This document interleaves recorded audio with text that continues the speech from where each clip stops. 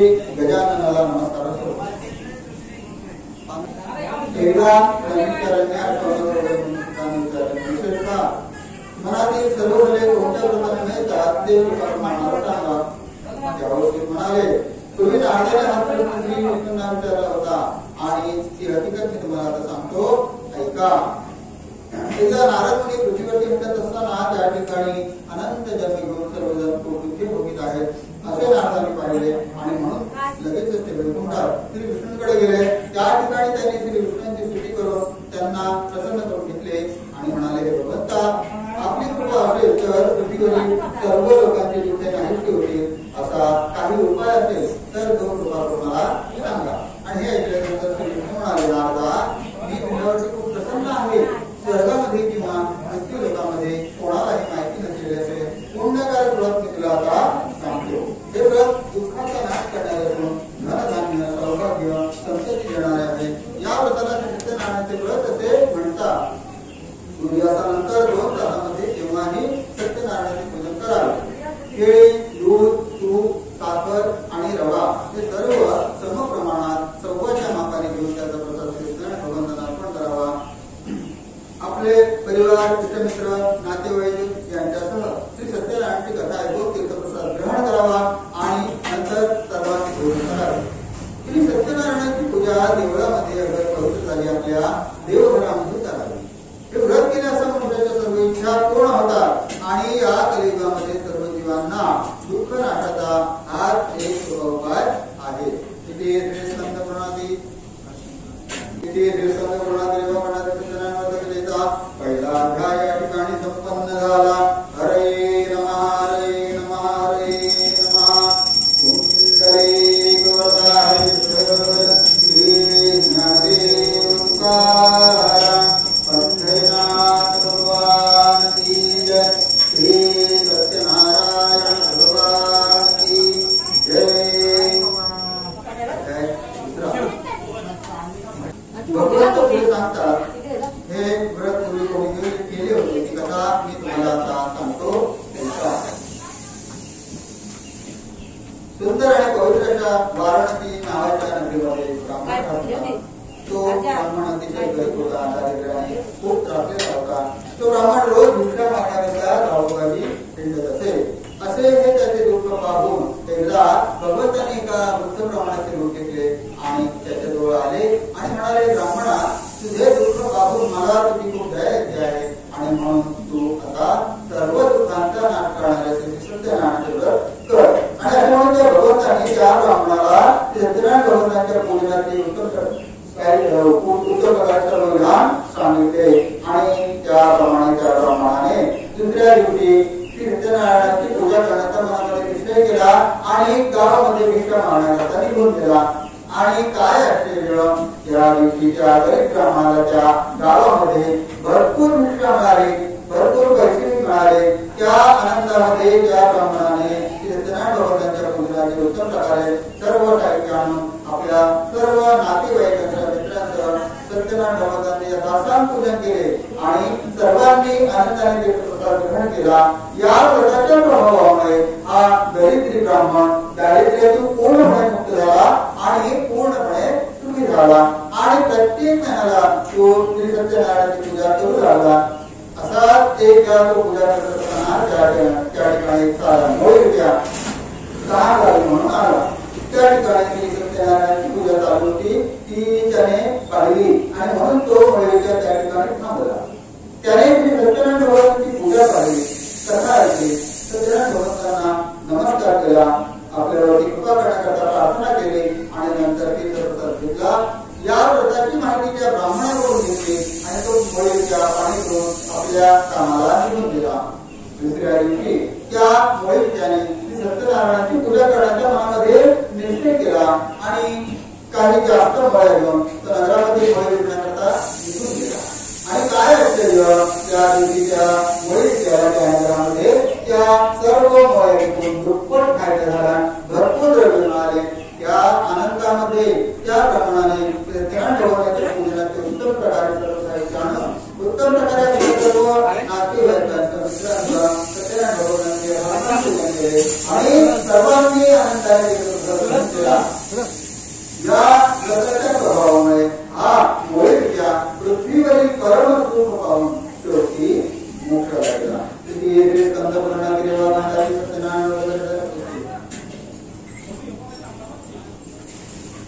सत्यनारायण अध्याय या ठिकाणी संपन्न झाला. हरे नमः हरे नमः हरे नमः. पुंडलीक वरदारिष्ठ श्री ज्ञानदेव तुकाराम पंढरीनाथ भगवान की जय. श्री सत्यनारायण भगवान की जय. मुनियो, मी तुम्हाला आणखी श्री सत्यनारायणाची कथा सांगतो, ऐका. पूर्वी तुकामुख नावाचा एक सत्यवती आणि भक्तिमान राजा होऊन गेला. त्याची पत्नी पतिव्रता लावण्यवतीची होती.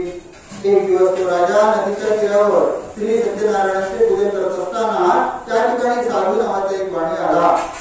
राजाने व्रत करताना पाहून त्या साधू आणि त्या राजाला या व्रताची माहिती विचारली आणि नंतर त्या साधू वाणीने सत्यनारायण भगवंतांना नमस्कार केला आणि तीर्थप्रसाद घेतला.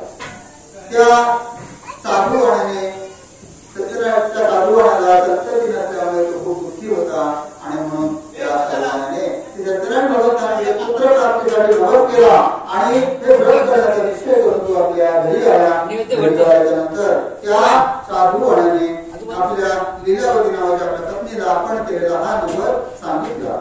श्री सत्यनारायण भगवंतांच्या कृपेने लीलावती गर्भवती राहिली. 9 महिन्यांनी तिला एक कन्या झाली. त्यांनी तिचे नाव कलावती असे ठेवले. ती कलावती चंद्राच्या कलेप्रमाणे दिवसेंदिवस वाढू लागली. परंतु त्या साधूवाण्याला श्री सत्यनारायण भगवंतांच्या नवसाची त्या जीवनाची काही आठवण राहिली नाही.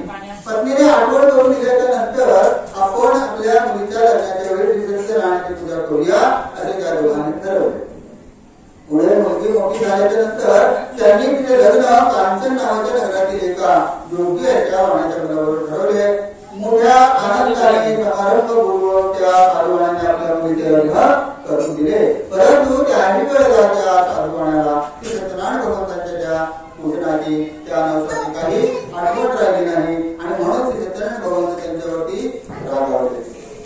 थोड्या दिवसानंतर तो साधूवाणी व्यापार करण्याकरता आपल्या गावाच्या सिंधू नदीच्या तीरावर असलेल्या रक्तपूर नावाच्या नगरामध्ये व्यापार करण्याकरता गेला. त्या ठिकाणी व्यापार करून काही दिवस सुखात गेल्याच्या नंतर श्री सत्यनारायण भगवंतांच्या शापाने त्या दोघांना भयंकर दुःख प्राप्त झाले. आणि शेजारी राहत असलेल्या त्या साधूवाण्याच्या घरामध्ये त्यांनी ते चोरीचे सामान टाकून ते चोर पळून गेले. पाठीमागून राजदूत आले. त्यांनी ते चोरीचे सामान त्या साधूवाण्याच्या घरामध्ये पडले आणि म्हणून त्या साधूवाण्याला चोर समजून पकडले आणि त्या जावयासह राजाच्या समोर आणून उभे केले. राजाने त्यावेळेस मागचा विचार न करता त्या दोघांनाही बंदीशाळेमध्ये डांबून टाकण्याची आज्ञा केली. इकडे साधूवाण्याच्या घरीही दरोडा पडला आणि त्यामुळे त्या साधूवाण्याच्या घरामध्ये जो काही पैसा अडका होता, दागदागिने होते, मौल्यवान ऐवज होतं, ते सर्व चोराने लुटून दिलं आणि त्यामुळे त्या साधूवाण्याची बायको आणि मुलगी या दोघींनाही अतोनात दुःख होऊन त्या घरोघरी भिक्षा मागत फिरू लागल्या. अशी एक दिवस भुकेने व्याकुळ झालेली कला होती. गावामध्ये भिक्षा मागत फिरत फिरत फिरत फिरत फिरत फिरत एका ब्राह्मणाच्या घराजवळ आली. त्या ठिकाणी श्री सत्यनारायणाची पूजा करत होती. ती तिने पाहिली आणि म्हणून ती त्या ठिकाणी थांबली. तिने श्री सत्यनारायण भगवंतांची पूजा पाहिली, कथा ऐकली, सत्यनारायण भगवंतांना नमस्कार केला, आपल्यावरती कृपा करण्याकरता प्रार्थना केली आणि नंतर तीर्थप्रसाद घेतला आणि ती आपल्या घरी आली. घरी आल्याच्या नंतर तिने ही सर्व हकीकत आपल्या आईला सांगितली आणि ही हकीकत ऐकल्याच्या नंतर त्या साधूवाण्याच्या पत्नीला श्री सत्यनारायण भगवंतांच्या त्या नवसाची आठवण झाली आणि म्हणून त्यावेळी तिने सत्यनारायण भगवंतांचे हात जोडून मानस पूजन केले आणि पुन्हा परत हात जोडून ती म्हणाली, हे भगवंता, माझे पती आणि जावई यांचे अपराध माफ करून आपण आम्हाला क्षमा करावी. श्री सत्यनारायण भगवंतांनी तिची ती मानस पूजा स्वीकारली आणि संतुष्ट होऊन चंद्रकेतू राजाच्या स्वप्नामध्ये जाऊन सांगितले, हे राजा, तू जे 2 माणी बंदीशाळेमध्ये डांबून ठेवलेले आहे त्या दोघांनाही सकाळी सोडून दे आणि त्याचप्रमाणे त्यांचे सर्व धन त्यांना परत देऊन टाक. त्याप्रमाणे सकाळी राजाने सर्वांना सांगितले.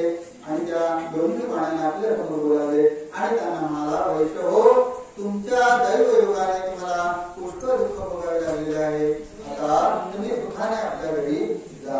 आणि असे म्हणून त्या राजाने त्या दोन्ही बाणांना वस्त्र आणि अलंकार देऊन त्यांचा गौरव केला. त्यांचे सर्व धन त्यांचे त्यांना परत दिले. आणि त्यावेळी त्या साधू बाणाने आणि त्यांच्या जावयाने राजाला नमस्कार केला आणि आपल्या नगरामध्ये जायची तयारी करू लागले. श्री स्कंद या ठिकाणी संपन्न झाला. हरे नमः हरे नमः हरे नमः. कुंडली वरदा विठ्ठल श्री ज्ञानेश्वर तुकाराम पंढरीनाथ भगवान की जय.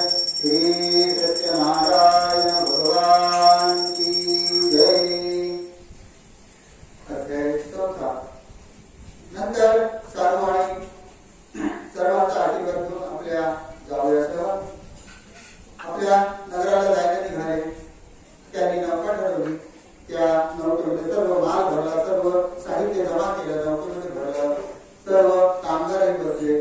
आणि आता निघणं आयुष्यात त्यांची परीक्षा पाहण्याकरता श्री सत्यनारायण भगवंतांनी एका सन्यासाचं रूप घेतलं आणि त्याचे जवळ आले आणि त्या साधूला म्हणाले, साधू या तुझ्या नौकेमध्ये काय आहे?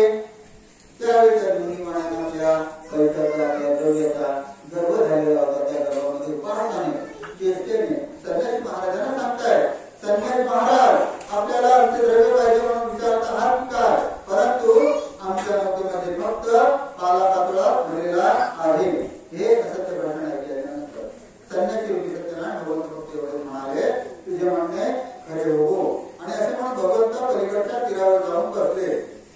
इकडे साधूवाणीने पाहिले तर हलकेपणामुळे नौका पाण्याच्या जास्तच वर आली दिसली आणि म्हणून तो साधूवाणी घाबरला. धावत जाऊन नौकेमध्ये वापस पाहिले तर बरोबरच त्या नौकेमध्ये सर्वत्र पालापाचोळा बनलेला दिसला. आणि हे पाहिल्यानंतर तो साधूवाणी अतिशय शोक करू लागला. त्यावेळी त्यांचा जावई त्यांना म्हणाला, महाराज उगीच शोक करू नका. त्या संन्यासाच्या शापामुळे सर्व झालेले आहे आणि म्हणून आपण त्या संन्यासी महाराजांना शरण जाऊया. जावयाचे बोलणे ऐकल्यानंतर साधूवाणी त्या संन्यासी महाराजांजवळ त्या ठिकाणी गेले. त्या ठिकाणी त्यांनी त्या संन्यासी महाराजांना नमस्कार केला. हात जोडून आदरपूर्वक त्यांना म्हणाले, महाराज महाराजांकडे आपण खोटं बोललो, त्या अपराधाची मला क्षमा करा. आणि असे म्हणून त्या साधूवाणीने त्या संन्यासी महाराजांना पुन्हा पुन्हा नमस्कार केला. आणि त्यावेळी संन्यास वेशधारी भगवान सत्यनारायण त्या साधूवाण्याला म्हणाले, हे साधू तू शोक करू नकोस. तू माझे पूजन करायला विसरला आणि म्हणून तुला हे दुःख प्राप्त झालेले आहे. त्यानंतर साधूवाणी हात जोडून दीनवाणी त्यांना म्हणाले, भगवंता माझ्यावर कृपा करा, मी तुम्हाला शरण आलेलो आहे. त्यानंतर श्री सत्यनारायण भगवंत त्या साधूवाण्याला प्रसन्न झाले आणि इच्छित वर देऊन अदृश्य झाले. नंतर साधूवाणी पुन्हा परत आपल्या नौकेवरती जाऊन पाहतात. तो पूर्वीप्रमाणे नौका द्रव्याने पूर्णपणे भरलेली त्यांना दिसली. आणि त्यावेळी त्या साधूवाण्यांनी आपल्या त्या सर्व मित्रांसह, आपल्या त्या जावयासह, आपल्या त्या सर्व कामगारांसह त्या ठिकाणी श्री सत्यनारायण भगवंतांचे यथासांग पूजन केले आणि सर्वांनी आनंदाने तीर्थप्रसाद ग्रहण केला. आणि नंतर नौका पाण्यामध्ये लोटून आपल्या नगराला जायला निघाले. आपल्या नगराच्या जवळ तीरावर आल्यानंतर त्यांनी एक दूत आपल्या घरी आपल्या पत्नीला पाहण्याकरता पाठवला. दूतांनी सांगितलेले वर्तमान ऐकल्यानंतर त्या साधूवाण्याची बायको आपल्या पतीच्या दर्शनासाठी मंदिरावरती निघाली. जाताना तिने मुलीला सांगितलं, तू श्री सत्यनारायणाची पूजा कर आणि नंतर ये. आणि असे सांगून ती घाई घाई मंदिरावरती निघून आली. आईने सांगितल्याप्रमाणे कलावतीने श्री सत्यनारायणाची पूजा तर केली, परंतु पतीच्या दर्शनाला उत्सुक झालेली असल्यामुळे तीर्थप्रसाद न घेता तशीच ती मंदिरावरती निघून आली. आणि त्यामुळे रागवलेल्या सत्यनारायण भगवंतांनी तिचा पती असलेली ती नौका पतीसह पाण्यामध्ये अदृश्य केली. आणि हे पाहिल्याच्या नंतर कालावधी लोकांनी अतिशय विभोर होऊन जमिनीवर मोठी होऊन पडली. भयभीत झालेला साधूवाणी आणि त्याची पत्नी हा सर्व प्रकार पाहून आश्चर्यचकित झाले आणि अगदी घाबरून गेले. कलावती आणि तिची आई या दोघींनी अतिशय शोक केला. त्यावेळी कलावती सतीने जायला तयार झाली होती. हा सर्व प्रकार पाहिल्याच्या नंतर साधूवाणी त्यावेळी हात जोडून म्हणाले, हे भगवंता, हे आमच्यावर संकट कळेल तर मी श्री सत्यनारायणाची पूजा करीन.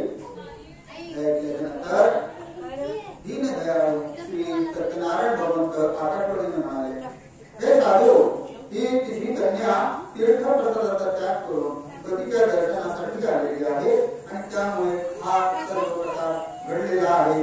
तरी ती घरी जाऊन तीर्थप्रसाद ग्रहण करून येईल तर तिचा पती तिला निसंशय प्राप्त होईल. ही आठवण ऐकल्यानंतर त्याला ताबडतोब आपल्या घरी आली.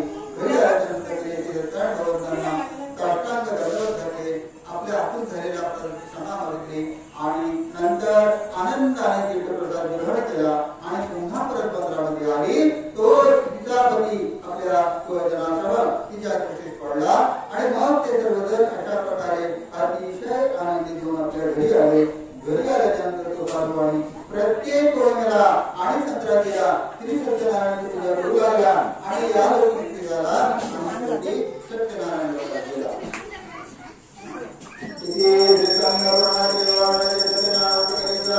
चौथा अध्याय या ठिकाणी संपन्न झाला. हरे नमः हरे नमः हरे नमः. कुंडली गोदाई श्री ज्ञानदेव तुकाराम पंढरीनाथ भगवान की जय. श्री सत्यनारायण भगवान की जय. अध्याय 5 आणि पूर्वी अंगदवर नावाचा एक राजा होऊन गेला. एक दिवस तो राजा डोळ्या करून म्हणजे शिकार करून परत येत असताना वाटेमध्ये त्या राजाला एका वडाच्या झाडाजवळ काही गवळी बांधव भक्तिभावाने श्री सत्यनारायणाची पूजा करत आहेत असे त्या राजाला दिसले. परंतु तो राजा पुढे गेला नाही. त्याने सत्यनारायणांना नमस्कार केला नाही. तरी सुद्धा त्या गवळी बांधवांनी त्या राजाला श्री सत्यनारायणांचा तीर्थप्रसाद आणून दिला. तो तीर्थप्रसादही त्या राजाने घेतला नाही. नंतर त्या गवळी बांधवांनी आपापल्या बांधवांचं मित्रांचं नातेवाईकांचं सर्वांनी आनंदाने तीर्थप्रसाद ग्रहण केला. ते सर्वजण आनंदित झाले, सुखी झाले. परंतु त्या राजाने तीर्थप्रसादाचा त्याग केल्यामुळे अभेद केल्यामुळे तो राजा भयंकर दुःखी झाला. त्या राजाचे सर्व संपत्ती धनधान्य आणि सर्व संपत्ती त्या राजाचं सर्व ऐश्वर्य नाश पावलं. ही सत्यनारायणाची सर्व कृपा आहे. त्या राजाचं लक्षात आलं. ज्यावेळी त्या राजाला उमगलं त्यावेळी तो राजा पुन्हा परत त्या गवळी बांधवांजवळ त्या वडाच्या झाडाजवळ त्या ठिकाणी आला. त्या ठिकाणी त्या राजाने त्या गवळी बांधवांसह भक्तियुक्त अंतःकरणाने सत्यनारायण भगवंतांची यथासांग पूजन केले आणि सर्वांनी आनंदाने तीर्थप्रसाद ग्रहण केला.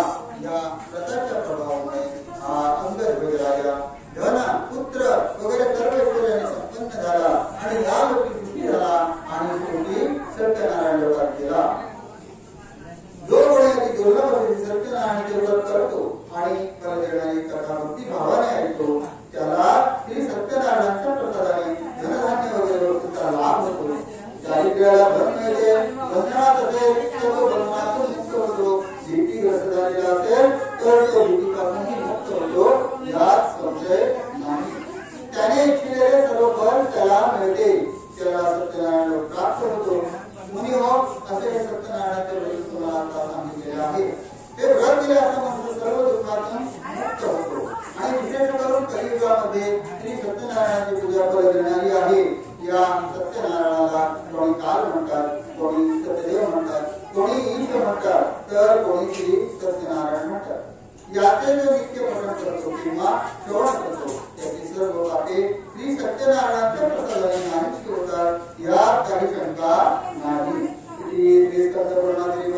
सत्यनारायण प्रसादाचा 5वा आणि शेवटचा अध्याय या ठिकाणी संपन्न झाला. हरे नमः हरे नमः हरे नमः.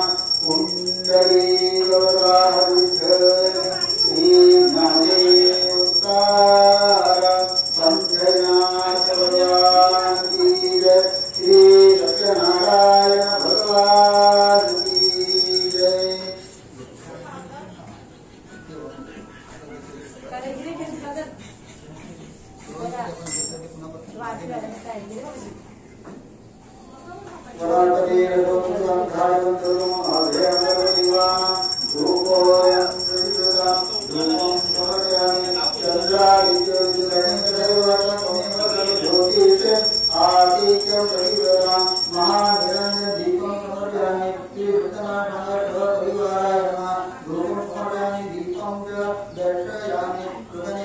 गोंगेजा कृष्णा सांगायचं परिवारायना प्रार्थना करून नमस्कारं समर्पयामि प्रार्थनांच समर्पयामि कृष्णा सांगायचं परिवार देवाला समर्पण कर प्रार्थना करून नमस्कारं समर्पयामि कैसा सुरुवात कर्मोरं कणादारं सर्वाधारं विरक्षहारं सदावदन्तं सदाविन्दे भवं भवानी शैलं नमामि सुखतार्वार्ताविनाशि नवीकुर्वीते सुभाजाति सर्वाणि सुन्दरं चन्दुराति तद्विक्रते मानुत्तमवानि जय देव जय मंगलमूर्ति दर्शनादे मनकामनापूर्ति जय देव नमः गौरी कुमारा चंद्रनाची मुक्ति कुंकुमेश्वरा धीरे दर्शन पूर्णोभतोरा रुद्रदे मुकुले चरणी भागया जय देव मंगलमूर्ति दर्शनादे मनकामनापूर्ति जय देव मंगोलकी सांग संगलंघना सरतो लक्ष्य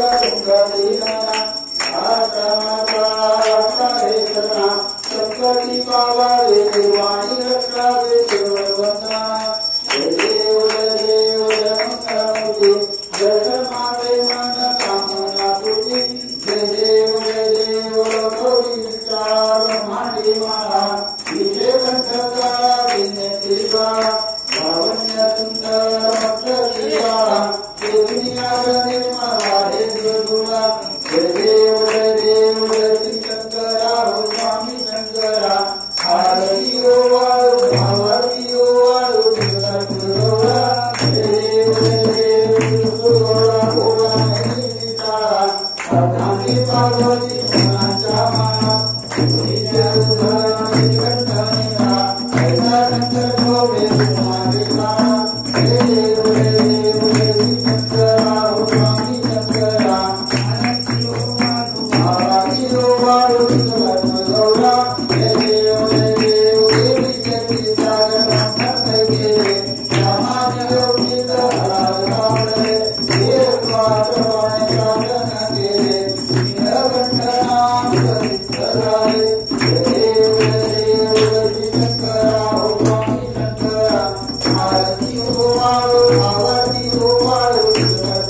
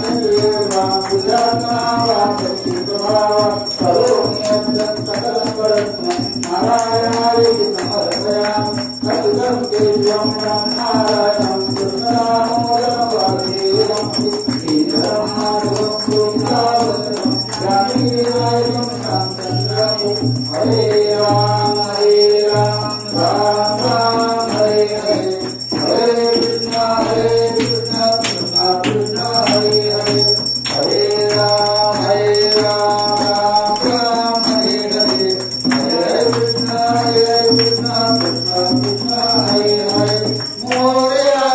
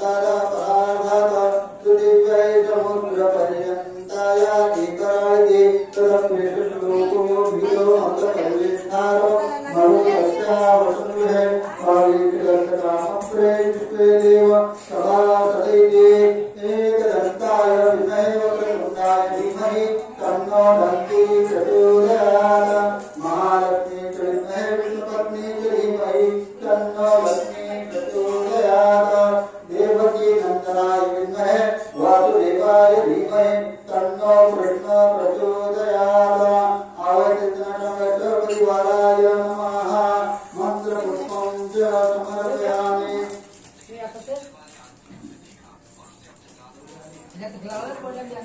मंगलमूर्ति मोरया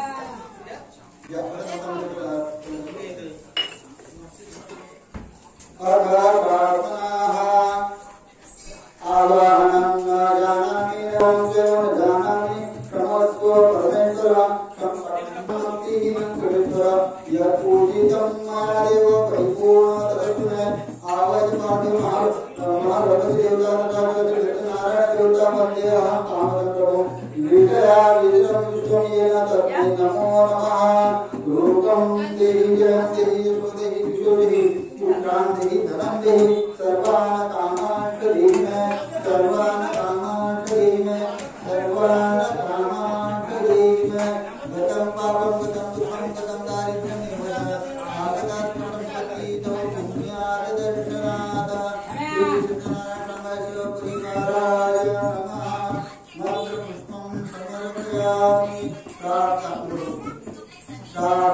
च समर्पयामि श्रीकृष्णाय परिवाराय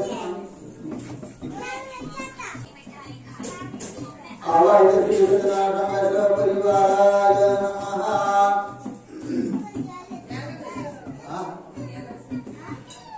झालं माझा ते 5 मिनिटं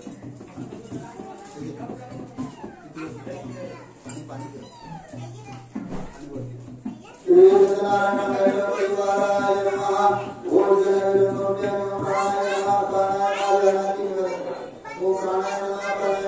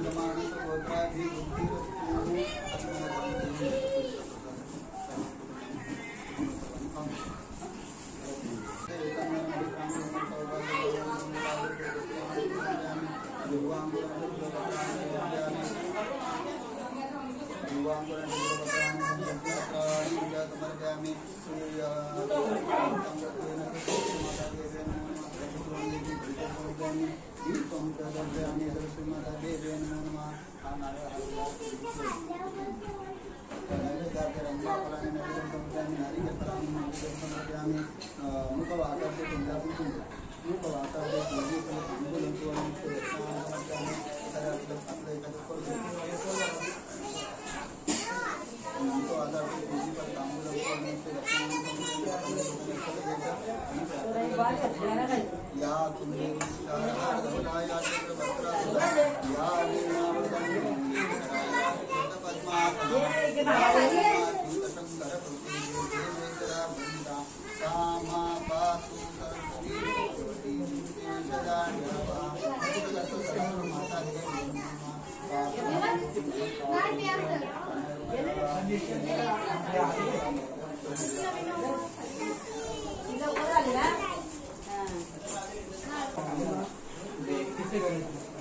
काही रावाई पावडर झाले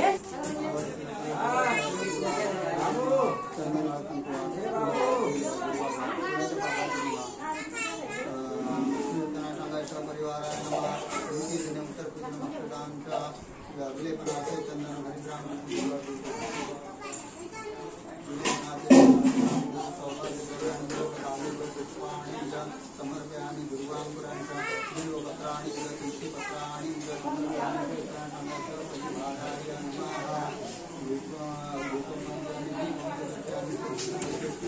परिवाराय नमः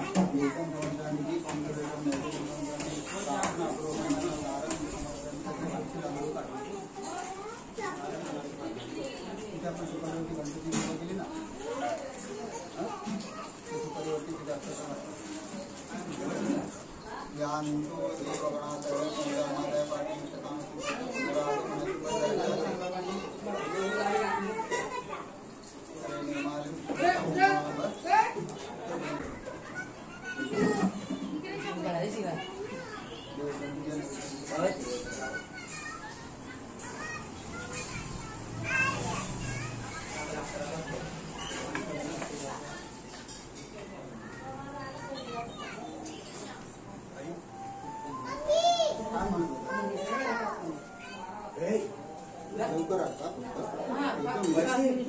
आहे ना घर माई